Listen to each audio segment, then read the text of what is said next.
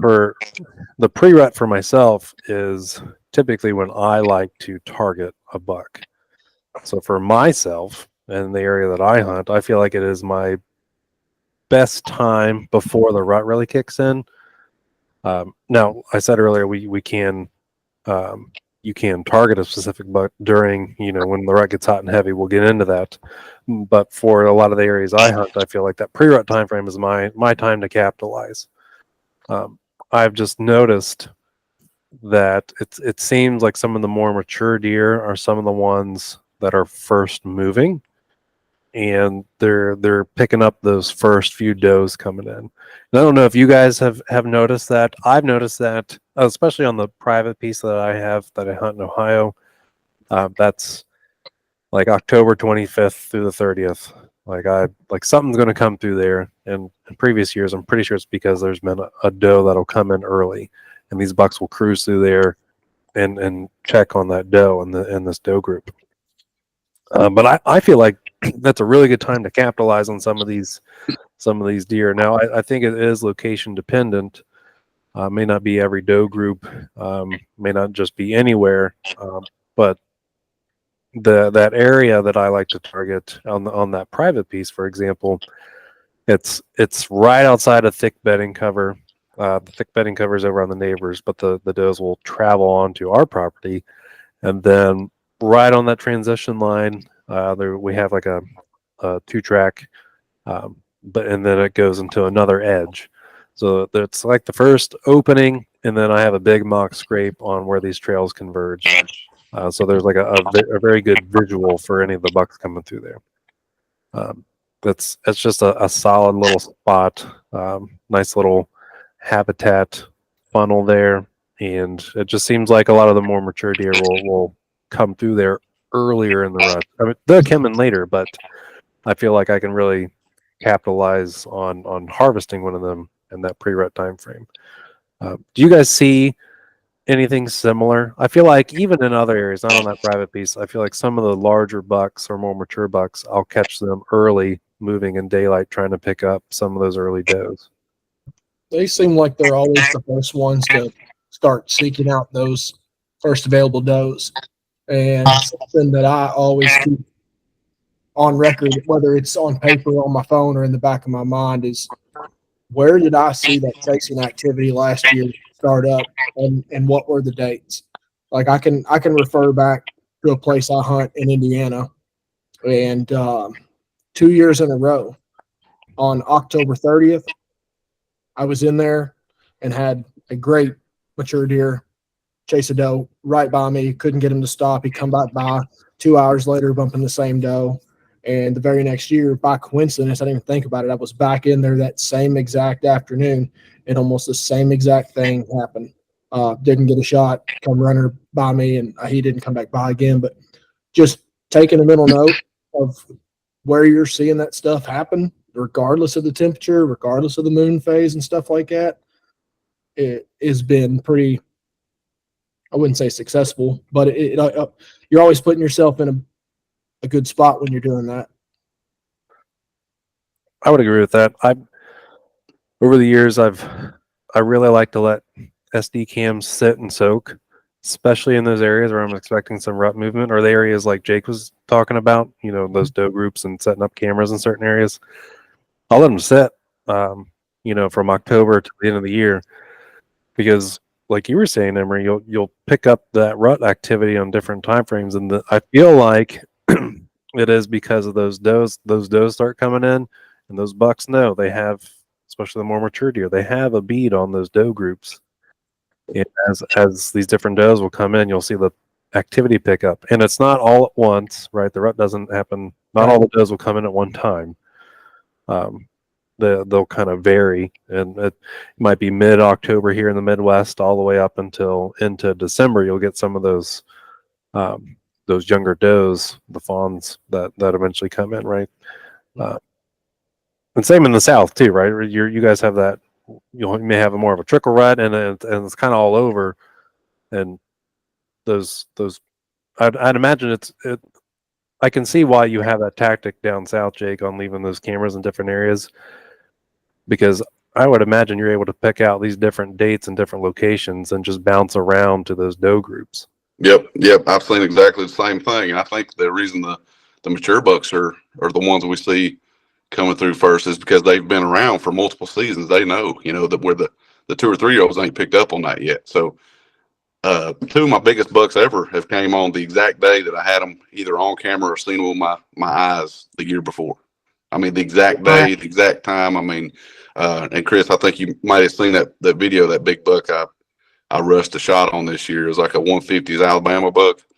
I was on some better deer, but I left those deer to hunt this spot because he was there that day, last year. And sure enough, he came right through like he did last year, checking those doe groups. He wasn't on a doe. He had his nose, and you could tell. You watch the deer's body language, you know what he's doing, and he was doing the exact same thing a year later. It's not a coincidence. Last year, or 2 years ago, excuse me, on November 1st, in an area, I remember it was 82 degrees that afternoon, and a buddy of mine was hunting, I don't know, 400 or 500 yards from me, and we encountered this buck. I call him the horse buck, and he chased a doe right, 100 yards from me. I snort wheezed at him, he snort wheezed back. I'm like, I'm fixing to shoot this deer, and it just didn't work out. Lo and behold, this year, November 1st, mental note, I should probably be somewhat in that area. And I found myself in the middle of the most monotonous open timber. Chris would cringe if he saw where I set up. I remember the video. I was like, wonder why he set up there. It was literally like I was in between where he come from and where I was last year. And here he come. And I shot him for 20, and he turned out to be 36. Oh, man. Oh, is that the one pin that covers 20 to 40? Oh my God, this is the best day of my life. I didn't even have to say it. That's so awesome. In my defense, I mixed him by this much. The length of my is what I mixed him by. So 15 yards, I was off by 4 or 5 inches. Hey, a clean miss is always better than a bad hit. That's true. Oh, dude, you are not kidding about that. That pretty much sounds about like the one I did. That was rough. Mm-hmm. I want to point out something that you said, Emery. Even like with temperature and that doesn't matter. Some people will stay out of the woods when it's hot. Especially in Ohio, we've had some hot, first weeks in November here. So right when the rut is ramping up, and some people stay out. Now, Chris has an experience with this. I had some guys come up from Georgia actually to hunt with me. We had a little trade-off. I told them I was going to hook them up and show them a little bit of public. This is when I didn't know anything about the public.